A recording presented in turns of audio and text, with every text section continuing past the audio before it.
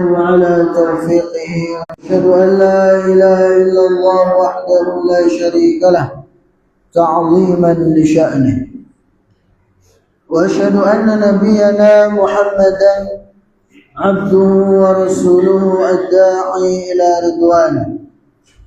اللهم صل وسلم على نبينا محمد وعلى آله وأصحابه وإخوانه. رب اشرح لي صدري ويسر لي أمري واحلل عقدة من لساني يفقهوا قولي. اللهم انفعنا بما علمتنا وعلمنا ما ينفعنا وزدنا علما ya rabbal alamin.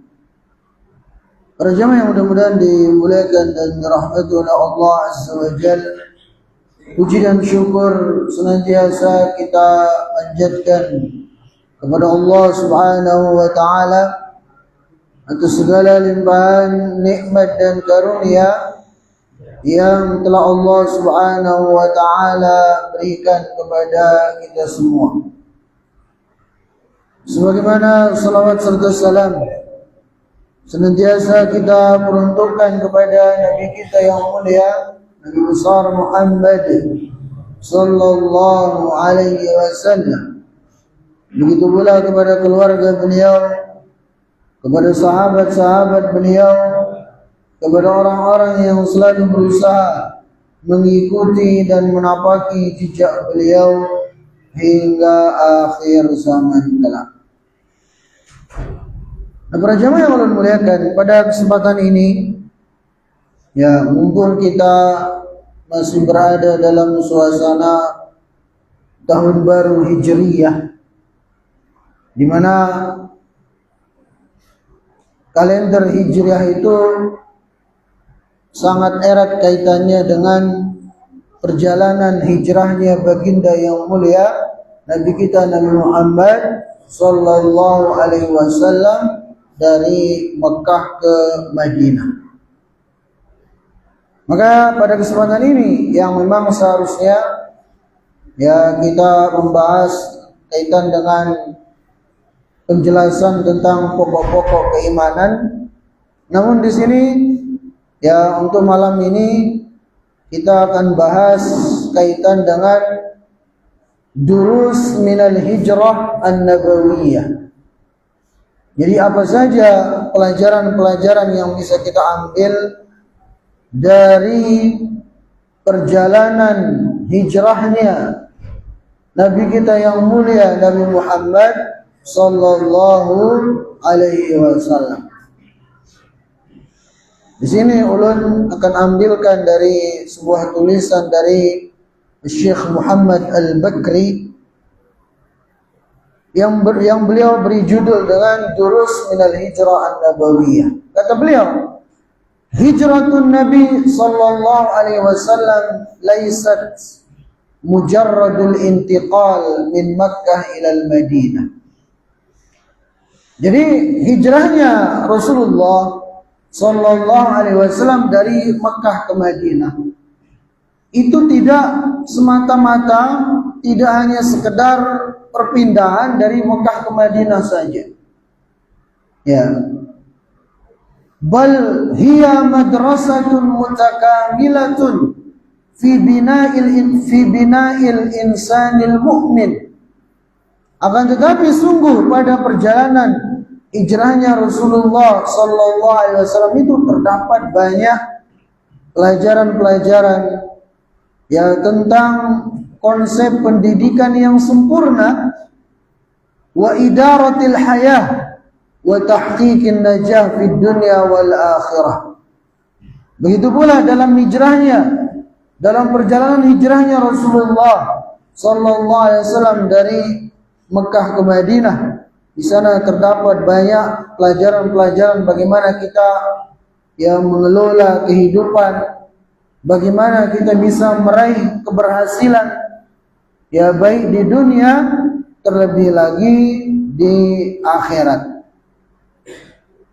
Wal muta'ammil fiha yajidu darsan 'aziman muta'addidah tamassu kull janibin min jawanib hayati syakhsiyah wal imaniyah wal tarbawiyah wal da'wiyah wal ijtimaiyah. Dan orang tatkala dia memperhatikan bagaimana proses perjuangan dari perjalanannya Rasulullah sallallahu alaihi wasallam, perjalanan hijrah beliau dari Mekah ke Madinah, itu akan menemukan banyak sekali pelajaran-pelajaran yang agung yang menyentuh seluruh aspek kehidupan, baik sisi pribadi, baik dari sisi keimanan, pendidikan, dakwah, sosial, masyarakat, dan seterusnya. Jadi banyak sekali pelajaran-pelajaran yang bisa kita petik dari peristiwa perjalanan hijrah baginda yang mulia Nabi kita Nabi Muhammad sallallahu alaihi wasallam. Nah, kita langsung menyebutkan apa saja pelajaran-pelajaran yang bisa kita ambil dari peristiwa hijrah tersebut. Pertama adalah bahwasanya annal ghayatal 'azimah tastahiqqu at-tadhiyah.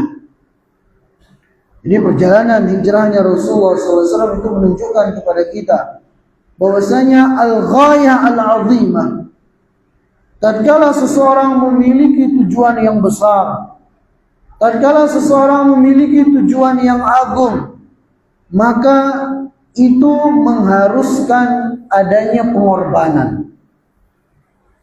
Mengharuskan adanya pengorbanan. Tarakan Nabi sallallahu alaihi wasallam watanahu alladhi ahabbahu wa taraka as-sahabatu amwalahum wa diyarahum wa ahlihim lianna ridallah a'zam min kulli mahbubin. Kita lihat bagaimana Rasulullah sallallahu alaihi wasallam berkorban, memberikan pengorbanan. Begitu pula dengan para sahabat, di mana dalam untuk menggapai tujuan, khususnya tersebarnya dakwah Islam ini, Rasulullah sallallahu alaihi wasallam beliau meninggalkan kota Makkah yang sebenarnya beliau sangat mencintai kota Makkah itu sendiri. Kota kelahiran beliau, beliau tinggalkan. Demi apa? Demi untuk Islam ini. Makanya disebutkan dalam satu riwayat, ketika Nabi SAW sudah keluar dari kota Mekah ketika hijrah itu, sambil menatap ke kota Mekah, Rasulullah SAW mengatakan kepada kota Mekah, sungguhnya aku ini mencintaimu, wahai kota Mekah. Hanya saja kaumku telah mengusirku darimu. Nah, lihat bagaimana sedihnya Rasulullah SAW meninggalkan kota kelahiran beliau menuju kota Madinah. Demi apa? Demi untuk dakwah Islam ini. Begitu pula dengan para sahabat, ridwanullahu ta'ala alaihim jami'an. Bagaimana mereka meninggalkan rumah mereka, meninggalkan harta benda mereka, demi apa? Demi untuk menyelamatkan keislaman mereka. Mereka cuma membawa bekal seadanya, kemudian berangkat hijrah meninggalkan kota Mekah. Maka dari sini kita bisa mengambil pelajaran, kata Syekh, la yumkinu an yablughal insanu al-ma'ali wal wusul ila al-majdi wa huwa mutamassikun bi kulli subulir rahati wal kasal id li kulli najah thaman wa li kulli hadaf nabilun tadhiyah. Bahwasanya seseorang itu tidak akan mungkin bisa menggapai derajat yang tinggi, tidak akan mungkin seseorang itu bisa mencapai sesuatu yang besar dalam kehidupannya kalau dia itu hanya sebatas bermalas-malasan, hanya berpangku tangan, bertekuk lutut, enggan untuk bekerja, enggan untuk begali, enggan untuk beribadah. Enggak mungkin. Seorang kalau ingin mendapatkan sesuatu yang besar, itu harus ada pengorbanan. Ya bahkan mungkin sampai meninggalkan orang-orang yang dia cintai demi untuk menggapai cita-citanya. Maka lihat pengorbanan Rasulullah sallallahu alaihi wasallam dan para sahabat ridwanullah taala alaihim jami'an. Ya makanya orang Arab mengatakan idza kanatin nufusu kibara ta'ibat fi muradihal ajsam. Jadi apabila ya jiwa seseorang itu besar, cita-cita seseorang itu besar, maka dia akan berlelah-lelahan. Ya, dia akan beruyuh-uyuhan untuk bisa mencapainya. Ya, nggak bakal santai-santai dia. Kalau tujuannya besar. Ya, maka dikatakan juga biasanya di anak-anak pondok mengatakan man talabal ula sahiral layali. Siapa yang mencita-citakan sesuatu yang tinggi, maka dia akan begadang di malam hari. Ya, belajar, usaha ini, usaha itu, bergawe ini, bergawe itu, demi untuk menggapai apa yang dia cita-citakan. Ya, di segala sesuatu itu butuh pengorbanan untuk bisa mencapainya. Ya, apalagi surga. Surga itu sesuatu yang mahal. Gak bisa kita raih hanya dengan bermalas-malasan, hanya nyantai-nyantai begitu saja, enggak. Makanya dalam suatu hadis dikatakan, ala inna sil'atallahi ghaliyatun, ala inna sil'atallahi jannah. Ketahuilah bahwasanya ya barang dagangan Allah itu adalah mahal. Sungguhnya barang dagangan Allah itu adalah surga. Ya, jadi untuk bisa menggapai, mencapai, mendapatkan surga, dan itu adalah tujuan tertinggi setiap muslim tentunya. Ya, selain dia mengharapkan ridho Allah dan seterusnya, mengharapkan surganya Allah, itu harus digapai dengan usaha, dengan kita berlelah-lelahan. Gak bisa dengan kita santai-santai. Ya, maka lihat perjuangan Nabi Sallallahu Alaihi Wasallam, lihat perjuangannya para sahabat. Ya, sebagian para sahabat merelakan jiwanya, ya mengorbankan jiwa dan hartanya demi agama ini. Kalau kita belum ada apa-apanya. Ya, lihat perjuangan dakwah Rasulullah Sallallahu Alaihi Wasallam. Ya, beliau ketika berdakwah dimusuhi. Ya, sebenarnya Nabi SAW kalau mau mengambil ngambil aman, ya Nabi SAW itu posisi beliau di Mekah sudah dihormati, dikatakan sebagai as-sadiqul amin, orang yang jujur, orang yang amanah. Kalau cari aman, posisi Nabi sudah aman, sudah kaya raya, ya sudah memiliki banyak bisnis dan seterusnya. Tapi ketika Nabi SAW kemudian ditugaskan untuk mendakwakan tauhid, mendakwakan Islam ini, berubah. Yang awalnya beliau dikatakan sebagai as-sadiqul amin, orang yang jujur, orang yang terpercaya, maka berubah 180 derajat. Yang beliau dituduh sebagai orang gila, dikatakan sebagai penyihir. Ya, kemudian Nabi SAW ya pernah dilempari kotoran ketika kotoran unta ketika sedang sujud, bahkan sedang sholat dibanting oleh Uqbah bin Abi Mu'ayth, diludahi. Rasulullah SAW ketika dakwah ke Taif dilempari sallallahu alaihi wasallam. Bahkan ini dalam peristiwa hijrah Nabi kita SAW dikejar, diburu oleh orang-orang kafir Quraisy. Bahkan dijadikan sayembara. Siapa yang bisa menangkap Muhammad hidup ataupun mati, kata orang-orang Quraisy ini, pimpinan Quraisy, akan dikasih 100 ekor unta. Ini menunjukkan kepada kita betapa besarnya perjuangan Rasulullah SAW, begitu pula para sahabat. Apalagi para sahabat, lihat Bilal bin Rabah, ya, lihat Khabbab bin Al-Arrad, bagaimana punggungnya disetrika, tapi dia tetap bertahan dalam keimanannya. Kita ini belum ada apa-apanya dibanding perjuangan Rasulullah SAW dan para sahabat. Ya, Tapi yang ada kadang kita baru dikatain sedikit, baru disambat sedikit sudah ciut semangatnya. Ya, sudah kembali lagi ke setelan awal. Dalam artian meninggalkan apa yang sebelumnya dia sudah usahakan untuk dia capai dari ketaatan, dari berpegang teguh dengan sunnahnya Rasulullah Sallallahu Alaihi Wasallam. Itu. Jadi para jamaah yang Allah muliakan, pelajaran yang pertama yang bisa kita ambil dari perjalanan hijrahnya Rasulullah Sallallahu Alaihi Wasallam ini adalah bahwasanya untuk menggapai sesuatu yang besar itu harus ada pengorbanan. Ya, sebagaimana ya pengorbanan Rasulullah Sallallahu Alaihi Wasallam dan para sahabat. Kemudian yang kedua, para jamaah yang Allah muliakan, perjalanan hijrahnya Rasulullah Sallallahu Alaihi Wasallam ini memberikan pelajaran kepada kita tentang al-jam'u bainat tawakkul wal akhdhu bil asbab.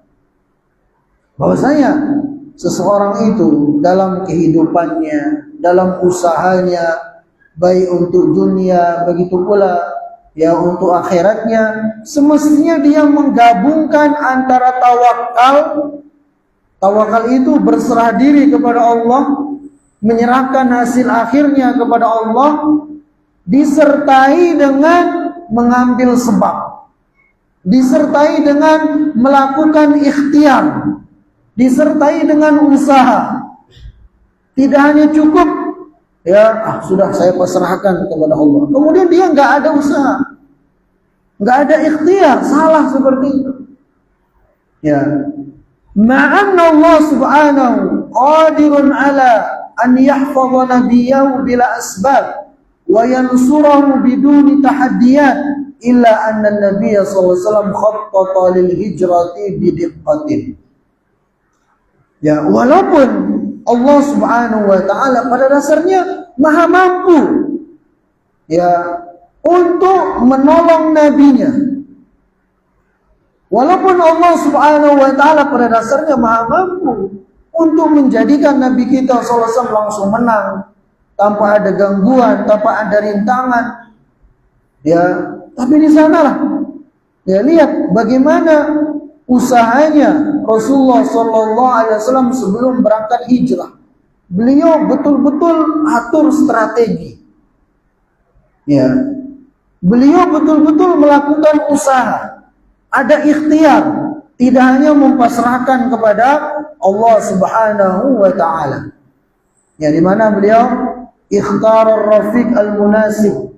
Ya, beliau pilih sahabat yang tepat untuk menemani beliau. Ya, haddada tauqid al-munasib.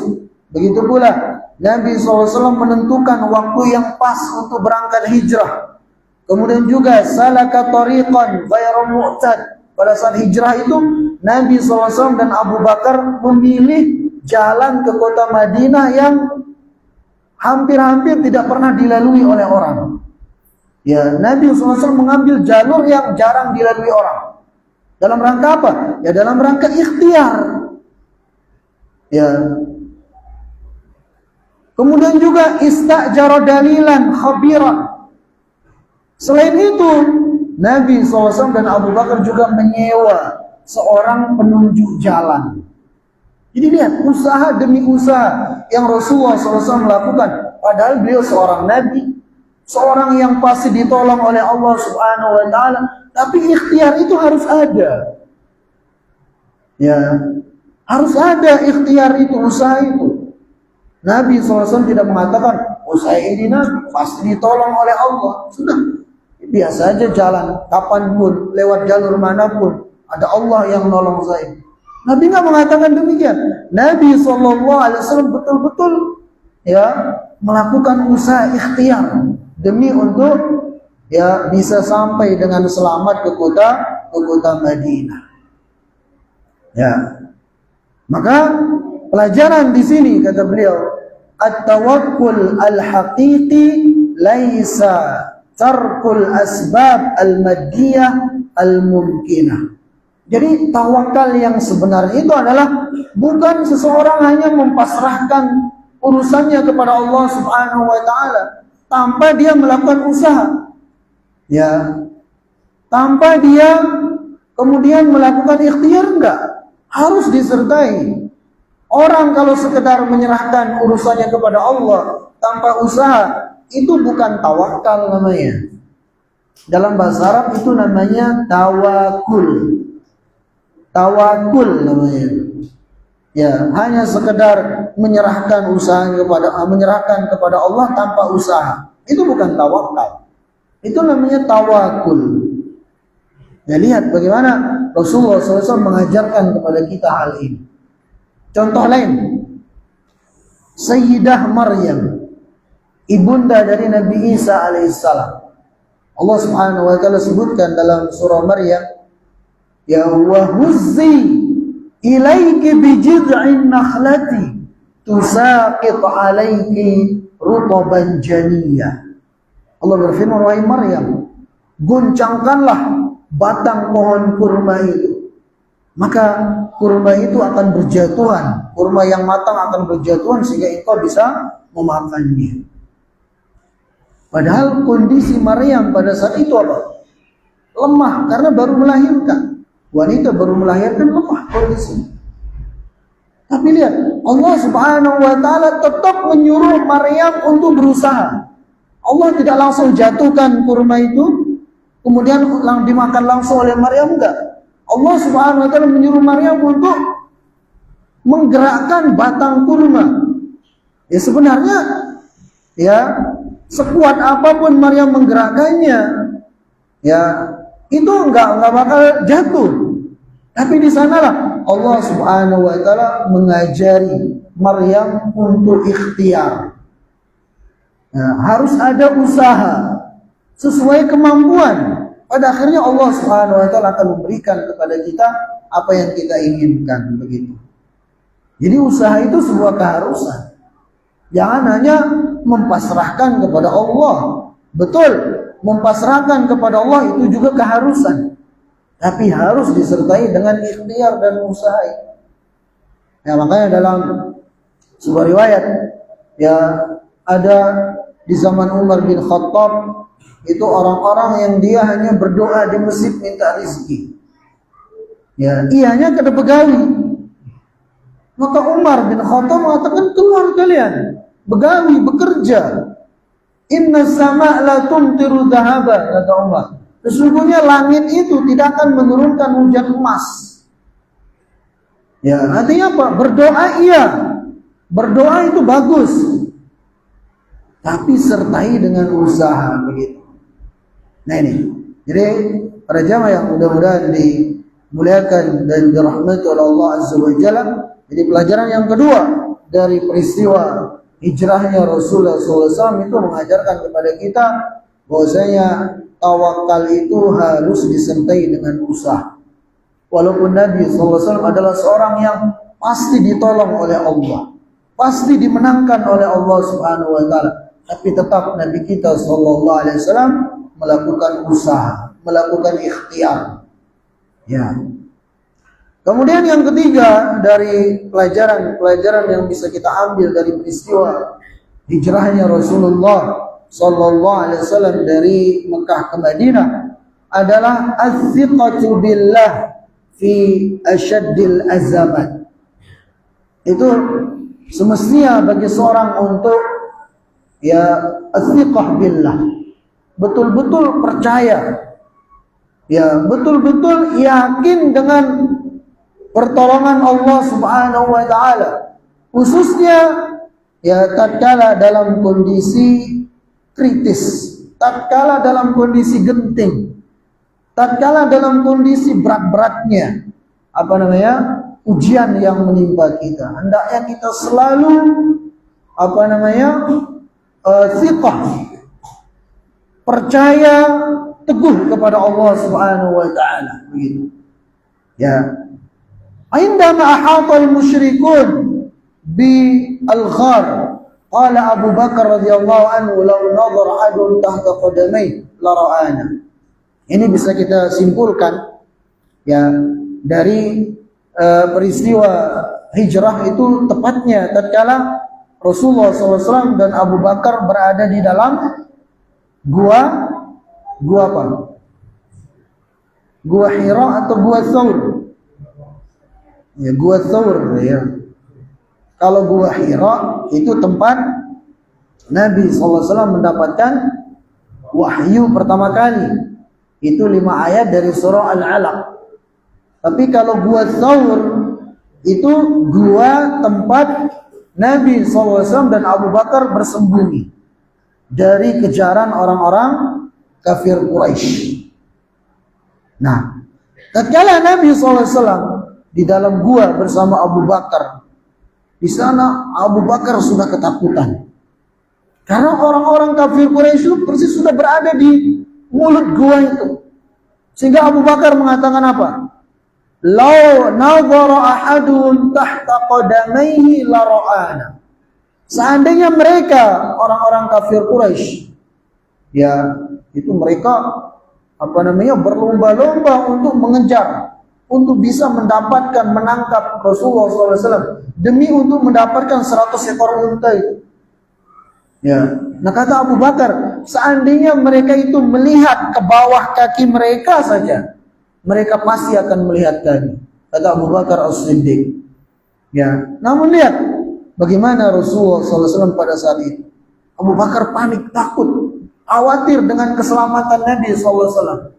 Tapi di sana lihat bagaimana keteguhannya Rasulullah SAW, bagaimana al-thiqah, ya percayanya, ya teguhnya kepercayaan Rasulullah SAW kepada Allah Azza wa Jalla. Di mana Allah Subhanahu wa taala kisahkan dalam Al-Qur'an, ya ucapan Nabi SAW, la tahzan innallaha ma'ana. Wahai Abu Bakar, engkau enggak perlu takut, enggak perlu bersedih, enggak perlu khawatir, enggak perlu panik. Innallaha ma'ana. Allah itu bersama kita. Nah ini orang mukmin harus demikian. Ya, selalu kuat. Ya, berpegang teguhnya, yakin dengan Allah Subhanahu wa taala. Ya, sebesar apapun ujian-ujian yang menimpa. Ya, yakin Allah Subhanahu wa taala ya akan menolong kita. Nah, maka kata beliau di sini, ad-dars, apa pelajaran yang bisa kita ambil? Bahwasanya al-mu'min qad tadhiqu bil asbab al-maddiyah wal bashariyah. Jadi seorang mukmin itu terkadang dia berada dalam kondisi genting, dalam kondisi terhimpit, ya oleh keterbatasan sebab materi, ya ataupun yang lainnya.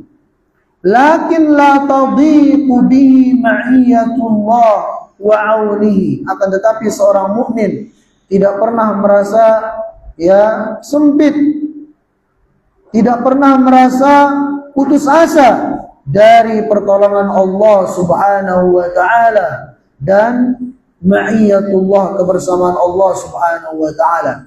Fal quwwatul haqiqiyah laysat fima tamliku min wasail bal fi quwwati thiqati tammah billahi ta'ala. Sesungguhnya kekuatan yang sesungguhnya bukan terletak pada sarana dan prasarana, pada peralatan, pada harta benda yang kita miliki, bukan.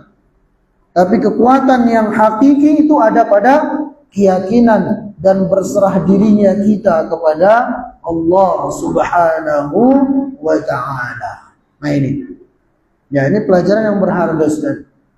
Ya, kita dalam kehidupan di dunia kadang mengalami kondisi ya sempit, terhimpit, ya kondisi-kondisi genting dan semacamnya. Maka selalu kita ya percayakan semuanya kepada Allah Subhanahu wa taala. Ya, selalu kita berpegang teguh dengan pasti Allah Subhanahu wa taala akan menolong kita. Yakin saja. Ya, orang mukmin harus demikian. Ya, selalu yakin dengan pertolongan Allah Subhanahu wa taala. Makanya dalam surah Al-Asr ya, Allah Subhanahu wa taala berfirman apa? Inna ma'al usri yusra wa inna ma'al usri yusra. Yang artinya sungguh bersama kesulitan itu ada kemudahan. Dan sungguh bersama kesulitan itu ada kemudahan. Lihat, setidaknya ada dua di sini yang menjadikan kita selalu yakin dengan pertolongan Allah dari ayat ini. Pertama, Allah Subhanahu wa taala menggunakan kata ma'a. Ma'a artinya apa? Bersama. Allah tidak mengatakan sesungguhnya setelah kesulitan ada kemudahan. Allah nggak mengatakan setelah. Karena kalau setelah ada jedanya, ada jaraknya. Tapi Allah katakan ma'a, bersama. Namanya bersama. Itu berarti apa? Berarti dekat sekali. Ya, berbarengan. Ya, sesungguhnya bersama kesulitan itu ada kemudahan. Allah ulangi lagi, dan sesungguhnya bersama kesulitan itu ada kemudahan.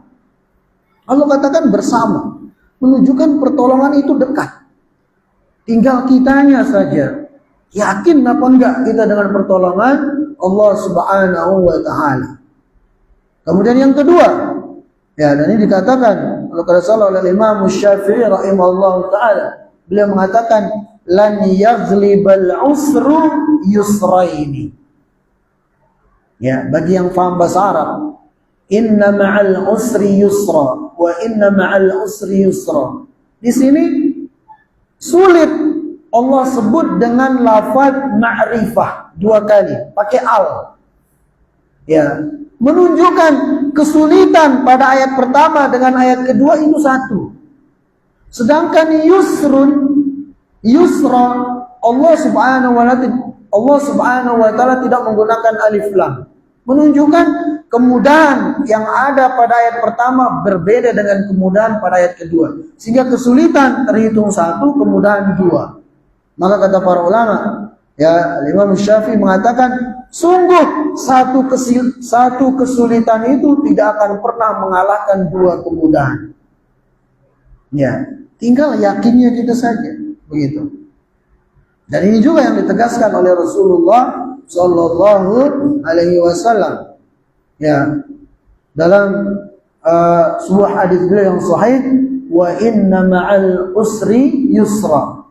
Ya, disebutkan bersama kesempitan itu ada kelapangan, bersama kesulitan itu ada kemudahan. Itu disebutkan juga dalam hadis Rasulullah Sallallahu Alaihi Wasallam. Nah, jadi itu para jamaah yang dimuliakan, jadi pelajaran yang ketiga ya dari perjalanan hijrahnya Rasulullah SAW itu agar kita selalu percaya penuh kepada Allah Subhanahu wa taala, memiliki as-siqah billah, yakin dengan pertolongan Allah Subhanahu wa taala, cepat atau lambat pasti akan kita dapatkan. Tinggal kita yakin saja.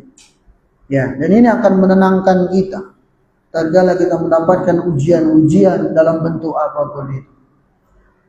Kemudian pelajaran yang lainnya yang bisa kita ambil dari peristiwa hijrahnya Rasulullah Sallallahu Alaihi Wasallam itu adalah ahammiyatus suhbah as-salihah. Ini yakni pentingnya seseorang itu memiliki sahabat yang saleh. Kana Abu Bakar radhiyallahu anhu rafiqul hijrah, fasharaka an-nabiy sallallahu alaihi wasallam al-khatar wal-ta'ab wal-masyaqqah.